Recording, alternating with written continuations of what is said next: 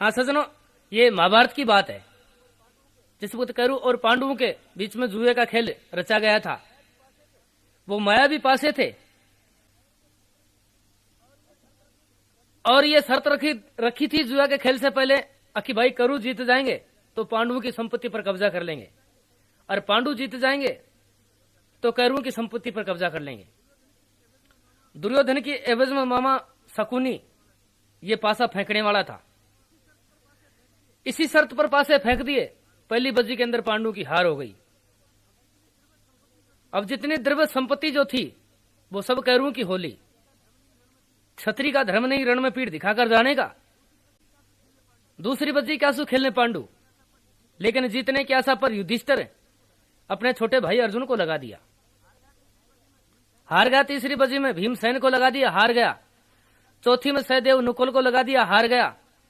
पांचवी बजी में अपने आप को हार गया और जीतने की आशा पर छठी बाजी में अपनी अर्धांगिनी द्रौपदी को भी हार गया। अब द्रौपदी का एक बोल खटक रहा था दुर्योधन के। द्रौपदी ने दुर्योधन को एक दफा अंधू की औलाद बताई थी। कब? यानी अस्थनापुर, जहां आज दिल्ली बसी हुई है। अस्थनापुर के अंदर द्रौपदी का एक भवन था जिसका नाम इंद्रप्रस्थ था। इंद्रप्रस्थ भवन में द्रौपदी रहती थी। इसमें ये खासियत कारीगरी थी, जहां जल होता दिखता थल और जहां थल होता दिखता जल। एक दफा दुर्योधन इस भवन को देखने के लिए गया था। बताते हैं नहाने का हौद था जिसमें जल भरा था। जल की जगह दुर्योधन को थल नजर आया। अंदर ठोकर खाके दुर्योधन गिर गया तो द्रौपदी ने एक बोली मार दी थी कि वे अंधू के औलाद भी अंधी होती हैं। क्यों? कौरवों का पिता धृतराष्ट्र वो अंधा था। तो दुर्योधन ने कहा था कि द्रौपदी, इस तरह बोल का मेरी छाती में घाव हो गया है। तो इस बोल का बदला लेने के लिए दुर्योधन ने यह नाटक रचा था। जब पांचों पांडु जुए में हार जाते हैं, छठी द्रौपदी को भी हार जाते हैं, दुर्योधन अपने छोटे भाई दुशासन को द्रौपदी के भवन में भेजता है कि दुशासन चले जा। जो अंधू की औलाद बताने वाली द्रौपदी, उसको पकड़ करके इस राजसभा के अंदर लिया।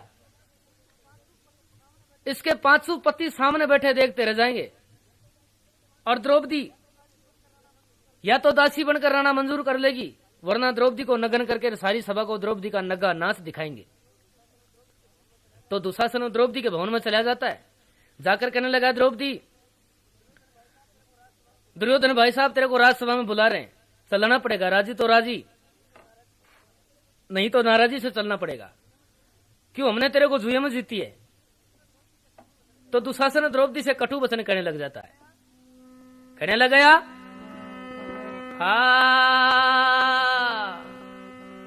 मतन बुलाने आया सू करे राजभवन की तैयारी। मेरे साथ में चलना होगा, ऑर्डर है सरकारी। मेरे साथ में चलना होगा, ऑर्डर है सरकारी। तने बुलाने आया सू करे राजभवन की तैयारी। मेरे साथ में चलना होगा, ऑर्डर है सरकारी। मेरे साथ में चलना होगा, ऑर्डर है सरकारी। तने बुलाने आया तू करे राजभवन की तैयारी। मेरे साथ में चलना होगा, ऑर्डर है सरकारी। ओ मेरे साथ में चलना होगा, ऑर्डर है सरकारी। चालन की कर तैयारी, ज्यादा बात बनावे मतना। काट के घूंघट खड़ी हुई, ओ खात जनावे मतना। काट के घूंघट खड़ी हुई, ओ खात जनावे मतना। दासी बन कर रया करेगी, सुन ले कामन गारी। मेरे साथ में चलना होगा, ऑर्डर है सरकारी। मेरे साथ में चलना होगा, ऑर्डर है सरकारी। तन बुलाने आया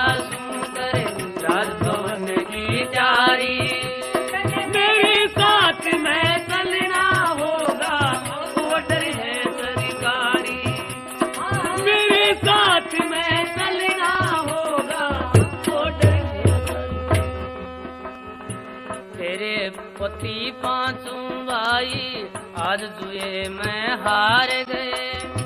जिनका था अरमान तेरे वो पांचों मिट्टी डार गए। जिनका था अरमान तेरे वो पांचों मिट्टी डार गए। वो ना तेरे तू ना उनकी रही ना दिल की प्यारी। मेरे साथ में चलना होगा ऑर्डर है सरकारी।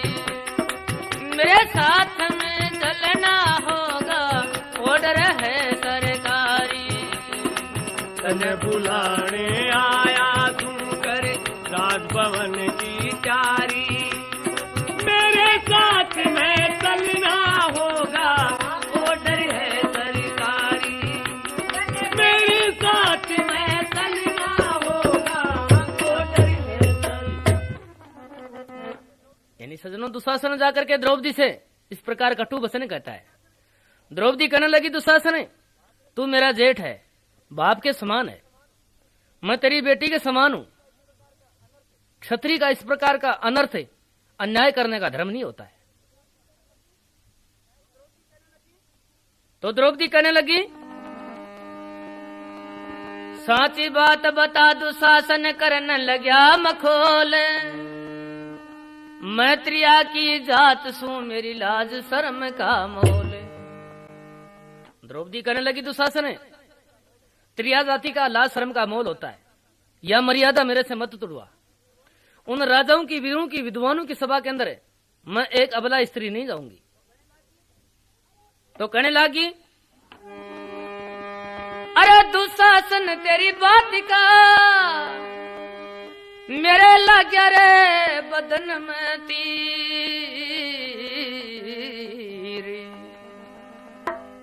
राजभवन में मत ले जा रे मेरो खिचर दुशासन चीर।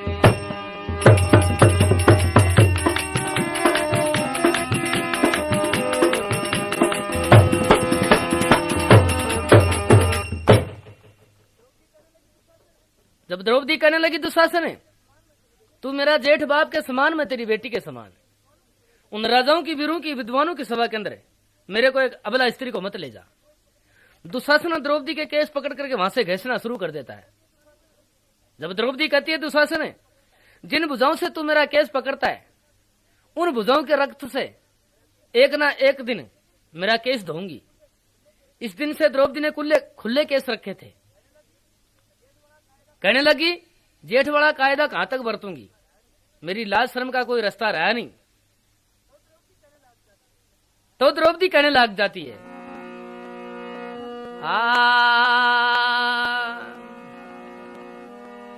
अब ना रहो शर्म को गलो रे तन बात बता दूं सारी। अब ना रहो शर्म को गलो रे तन बात बता दूं सारी। रहो शर्म को न गलो रे तन बात बता दूं सारी। अब ना रहो शर्म को गलो रे तन बात बता दूं सारी।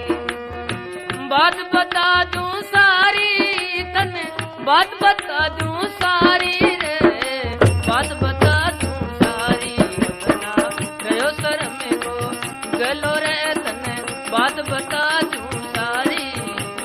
रहो शर्म को गलो रे तन बात बता दूं सारी।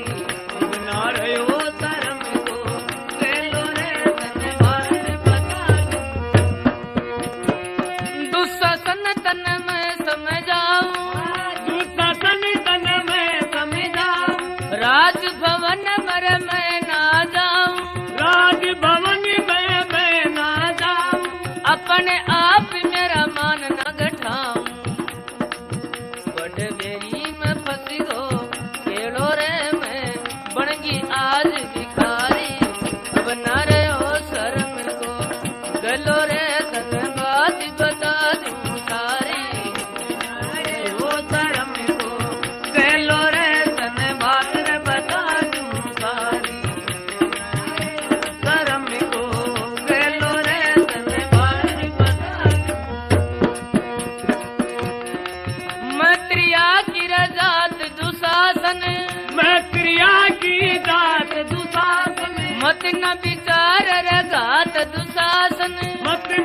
चारे घाट दुशासन साची कहूँ तन बात रे दुशासन थारो लेखो राम जी ले लो रे मत बोले वाणी खारी बना रे हो शर्म को गलो रे तन बात बता दूं सारी बना रहो शर्म को गलो रे तन बात बता दूं सारी ओ बात बता दूं सारी रे तन बात बता दूं सारी रे तन बात बता दूं सारी अब ना रहो शर्म को गलो रे तन बात बता दूं सारी अब ना रहो शर्म को गलो रे तन बात बता दूं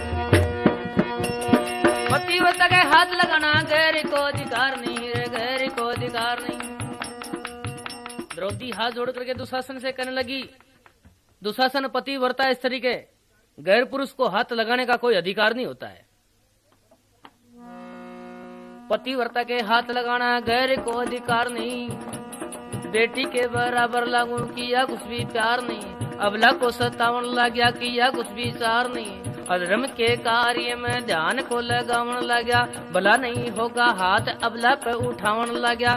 खुद के कुटुंब की बात खुद ही गठावन लग गया। कहाँ पर लिखा है लेख अबला पे उठाना हाथ निर्दयी मारन लग गया। कसी के बदन में लात बेदर्दी सोची को ना दिल में जरा सी बात।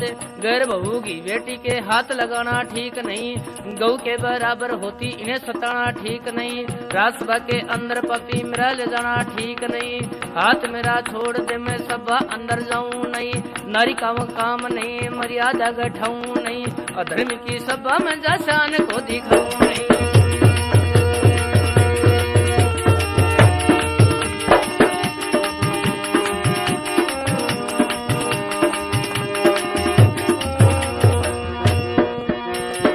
छत्री कुल का दाग लगावे छत्री कुल के दाग लगावे इमरत में क्यों जहर मिलावे।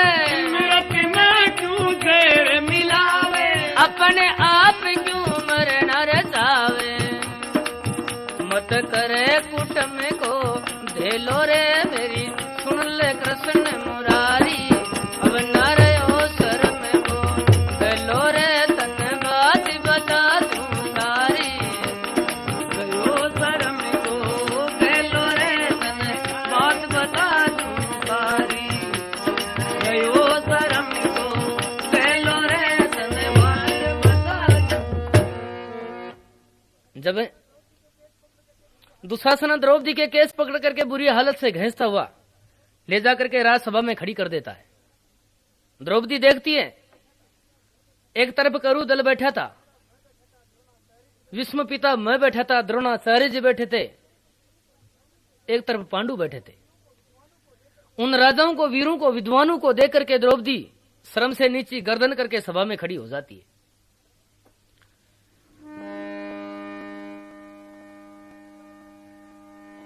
भाई द्रौपदी को ले गया तो जैसे चिड़िया बाज। खड़ी सभा में द्रौपदी अब कौन बचावे लाज। उधर से दुर्योधन करने लगा द्रौपदी जिनका तेरे अरमान था जी घमंड पास तू बोझा मर थी। जिनको तू शेर समझती थी वो आज गिदड़ के समान भी नहीं है। अंधों की औलाद बताने वाली उस बोल का बदला तेरे से आज लिया जाएगा। ये तेरे 500 पति तेरे सामने बैठे कुछ नहीं बोल सकते। या तो मेरी दासी बनकर रहना मंजूर कर ले वरना तेरे को नग्न करके और सारी सभा को तेरा नगा नाच दिखाना पड़ेगा।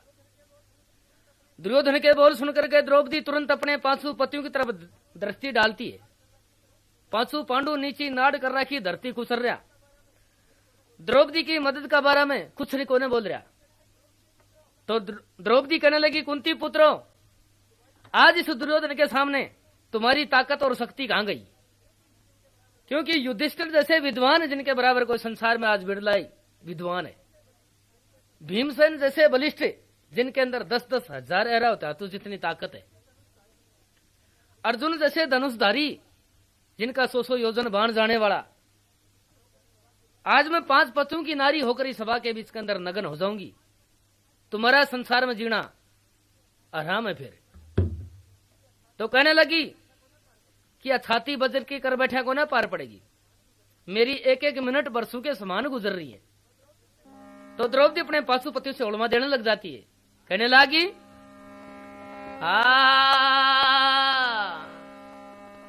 अरे कया छाती बजर की कर ली रे, आख्या लीनी मीच गर्दन नीची कर ली रे। कया छाती बजर की कर ली रे, आख्या लीनी मीच गर्दन नीची कर ली रे।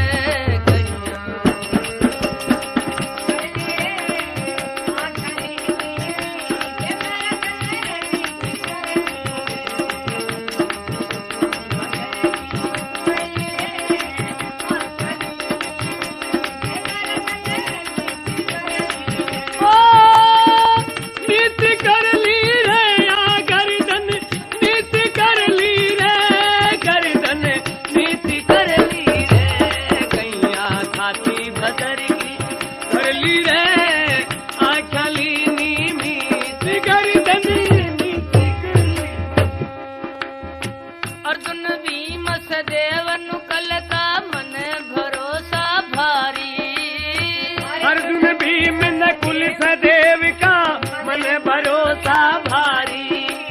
धर्मराज भी बैठा देखे देखे द्रोणाचार्य रे, मैं तुम्हारी शर्म की, मैं तुम्हारी शर्म की मरली रे। आख्या लीनी मीच गर्दन नीची कर ली रे, कया छाती बजर की कर ली रे। आख्या लीनी मीच गर्दन नीची कर ली रे, कया छाती बजर की कर ली रे। आख्या लीनी मीच गर्दन नीची कर ली रे, नीची कर ली रे, गर्दन नीची कर ली रे। नीति कर ली रे, गर्दन नीति कर ली रे।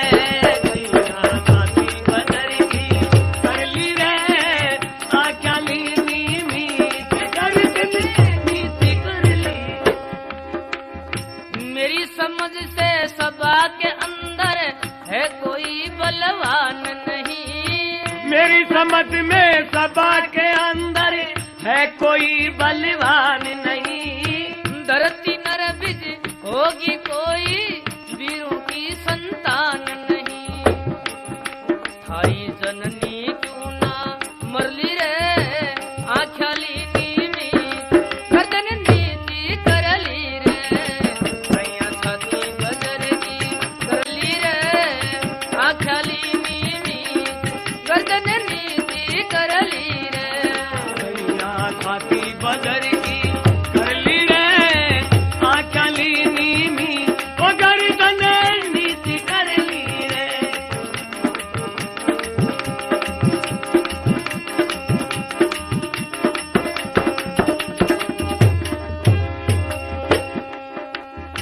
मेरे जान से गंगा सुत जी बल पुरुष को भूल गए। मेरे दान से गंगा सुत भी बल पुरुष को भूल गए। धरती नर बिज हो अन खाली नान, दुर्योधन का पाप घमंड में भूल गए। थारी अकल दुर्योधन कर ली रे, आख्या लीनी मीच गर्दन नीची कर ली रे। कया छाती बजर की कर ली रे, आख्या लीनी मीच गर्दन नीची कर ली रे। ओ नीति कर ली रे, गर्दन नीति कर ली रे। कया नीची कर ली रे, गर्दन नीची कर ली रे। कया छाती बजर की कर ली रे, आख्या लीनी मीच गर्दन नीति। यानी सजनों, द्रौपदी अपने 500 पतियों को इस प्रकार ओढ़ देती है। लेकिन बताया कवि ने कि भाई कर विचार देखो मनमाई, पराधीन सुपने सुकनाई। पराधीन इंसान को सुपना भी सुख का प्राप्त नहीं होता है। पांडु द्रौपदी की मदद के लिए पराधीन थे। तो द्रौपदी विष्णु पितामह की तरफ झांकती है। विष्णु पितामह कौन है? जो गंगा का पुत्र था। लेकिन विष्णु पितामह भी अपनी नजर को चुरा जाता है। जो कौरव और पांडु को शिक्षा देने वाला उनका गुरु द्रोणाचार्य जी, जब द्रोणाचार्य की तरफ द्रौपदी झांकती है, लेकिन द्रोणाचार्य भी अपनी नजर को चुरा जाता है। द्रौपदी अपनी आत्मा में एक संतोष पैदा कर लेती है कि भाई हिंजड़ों की सभा है, यहां पर वीर जाए एक भी नहीं है, तेरा भी त्रिया की जात का नगन हो जाना कोई बड़ी बात नहीं है। लेकिन एक बात द्रौपदी के ध्यान में आ जाती है। कौन सी? चंदेरी का राजा था शिशुपाल, जिस वक्त रुक्मणी को ब्याहने के लिए कुंदनापुर में गया था। उधर से द्वारकापुर से कृष्ण भी आया था। शिशुपाल की सेना को खपाने के लिए कृष्ण ने एक थाली का चक्कर बनाकर वहां चलाया था। बताते हैं कृष्ण की आंगली कट गई थी। द्रौपदी अपनी साड़ी में से फाड़ करके पट्टी बांधी थी। तो कृष्ण ने यह वचन दिया था कि जा द्रौपदी, इस पट्टी का भार एक दिन मेरे को चुकाना पड़ेगा।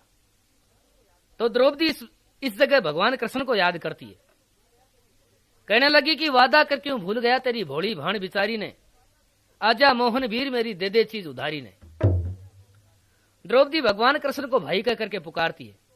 क्यों? कृष्ण की बहन थी सुभद्रा, उसको अर्जुन ब्याह था, इसलिए द्रौपदी ने कृष्ण को भाई करके माना था। तो द्रौपदी इस जगह भगवान कृष्ण को याद करती है कि मेरी इज्जत और आबरू अब तेरे हाथ में है।